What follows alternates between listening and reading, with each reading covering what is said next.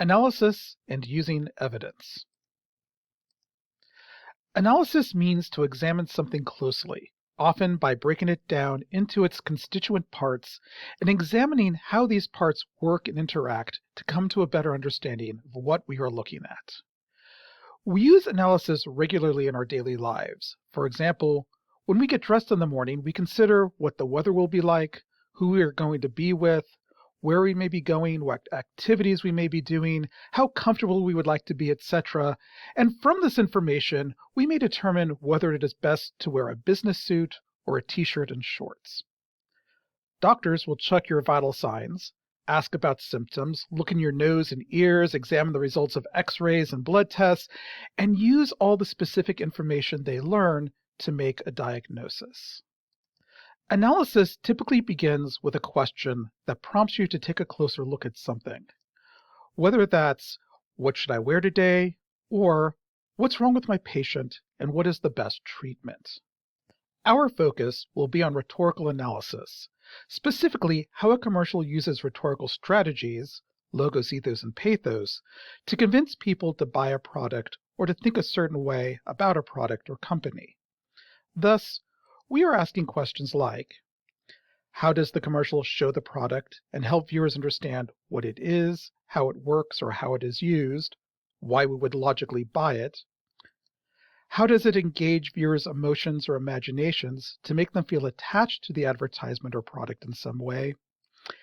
And how does it get viewers to like or trust either the product or the company that manufactures it? As we seek to answer such questions, we must closely examine the commercial for what is specifically shown or said, and then consider how we interpret such evidence and what answers or conclusions we can infer.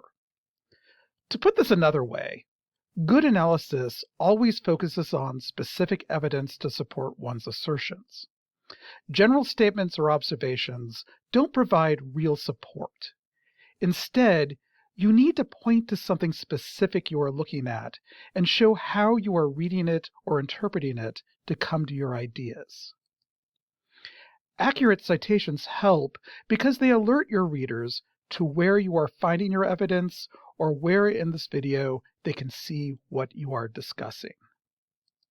So when building body paragraphs in an analytical argument, state your assertion, point to specific evidence that supports this idea, cite where this evidence may be found, and explain how the evidence shows or proves your point.